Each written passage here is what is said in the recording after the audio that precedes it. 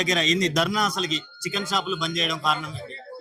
ఈ బడా కంపెనీ ఆగడాలను తట్టుకోలేక, రిటైల్ వ్యవస్థను నడపలేక, నిర్వాహక ఖర్చులను భరించలేక అప్పుల పాలై రోడ్లు పట్టుకొని తిరిగే పరిస్థితి ఈ బహుళజాతి కంపెనీలు మా రిటైల్ వ్యవస్థను రోడ్డు మీదకి నెట్టివేయబడ్డాయి. అందుకని ఈరోజు రాష్ట్ర వ్యాప్తంగా, తెలంగాణ రాష్ట్ర వ్యాప్తంగా బంద్కు పిలుపునిచ్చినాం. ఈ బంద్ అనేది డిస్టిక్ వైజ్గా ప్రతి డిస్టిక్లో, ప్రతి ఏరియాలో జరుగుతుంది.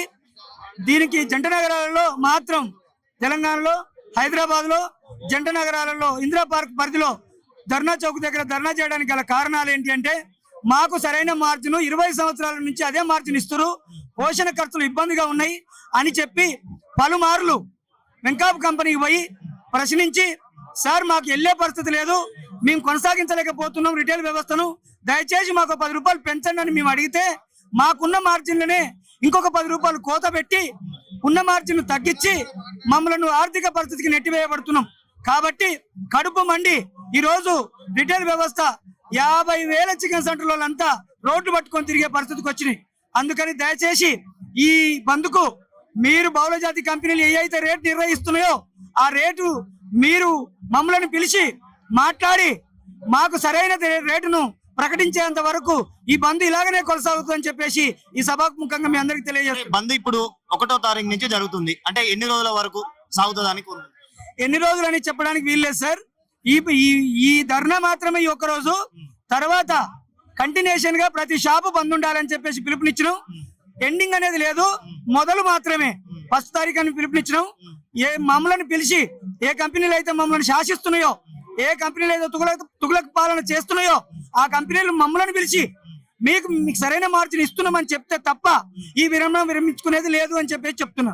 మరి వ్యాపార ఇప్పుడు ప్రజలు ఇబ్బంది పడతారు కదా, చికెన్ షాపులు బంద్ అయినాయి అని చెప్పి. ప్రజలు ఇప్పుడే కాదు సార్, మొన్న 6 నెలల సంవత్సరం నుంచి కూడా ఇబ్బంది పడ్డారు. ఆ ఇబ్బంది ఎవరు అడగలే, మీ మీడియా వాళ్ళు కూడా అడగలే. ఎందుకనంటే 370 రూపాయలు పెట్టి ఒక సామాన్య మానవుడు రోజు కూలి చేసుకుంటే ఎంత 1000 రూపాయలు వస్తాయి సార్. ఆ 1000 రూపాయల 300 రూపాయలు పెట్టి ఒక చుట్టం వస్తే చికెన్ తినగలిగిన స్టేజ్ నుంచి కూరగాయలు అనుకునే స్టేజ్కి తీసుకొచ్చారు మమ్మల్ని. అప్పుడు అడగలే. మరి అంత రేటు ఎందుకు పెట్టాల్సి వచ్చింది? అది బహుళజాతి జేబులు నింపుకోవడానికి.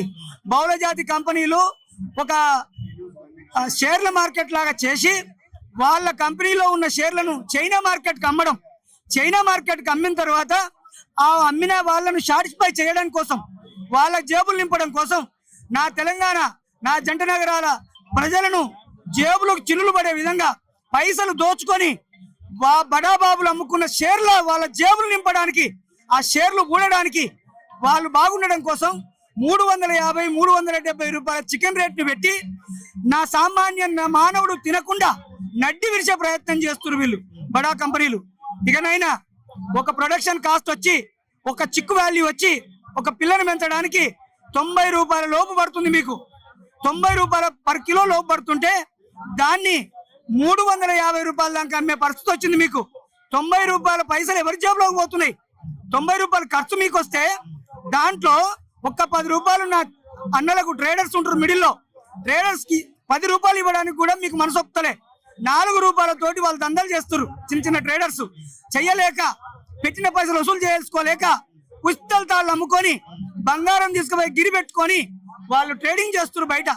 కాబట్టి నా ట్రేడర్ అన్నలకు కూడా సరైన మార్జిన్ కేటాయించాలి. ఈ 90-100 రూపాయల లోపు వస్తున్న కోడికి మీరు 360 రూపాయలు ఎలా పెడుతున్నారో మాకు వివరించాల్సిన అవసరం ఉంది. కాబట్టి మాకు వివరించాలి, మాకు సరైన మార్జిన్ ఇవ్వాలి, నా ట్రేడర్లకు సరైన మార్జిన్ ఇచ్చి మీరు సరిగా ఉండాలి. కానీ ఏదో బడాబాబుల జేబులు నింపడానికి మా పొట్టను కొడుతున్నారు. మా పొట్టనే కొట్టింది కాక ప్రజల సొమ్మును కూడా అన్యాయంగా దోచుకుంటారు అని చెప్పి తెలియజేస్తున్నారు. ఇప్పుడు కంపెనీలు గవర్నమెంట్ కు ఏమైనా అమ్ముడు పోయినాయా?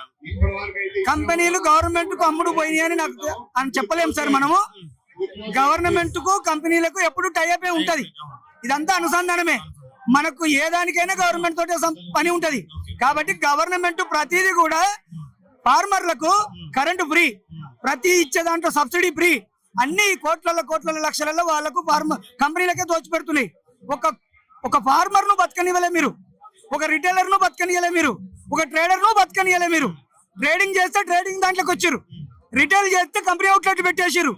రైతు తన ఫామ్ లో కోళ్ళు వేసుకుంటే వాడు అమ్మే పరిస్థితికి వచ్చేటప్పటికి రేటు దించుతారు. రేటు దించితే ఆ రైతు నడ్డి విరిగి షెడ్డుకు తాళం వేసుకుంటే దానికి కొత్త పేరు పెట్టిరు, ఇంటిగ్రేషన్ షెడ్.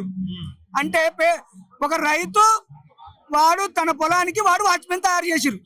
వాడు వాచ్మెన్ అన్నట్టు వాడిని జీతగానికి పెట్టి నువ్వు ఎందుకు తాళం వేసినావురా, నేను నీకు పిల్లలను పంపిస్తా, నేను నీకు మెడిసిన్ పంపిస్తా, నీకు కిలోకు 4 రూపాయలు ఇస్తా, నువ్వు గేట్ కాడ ఉండురా అని చెప్పిరాన్ని.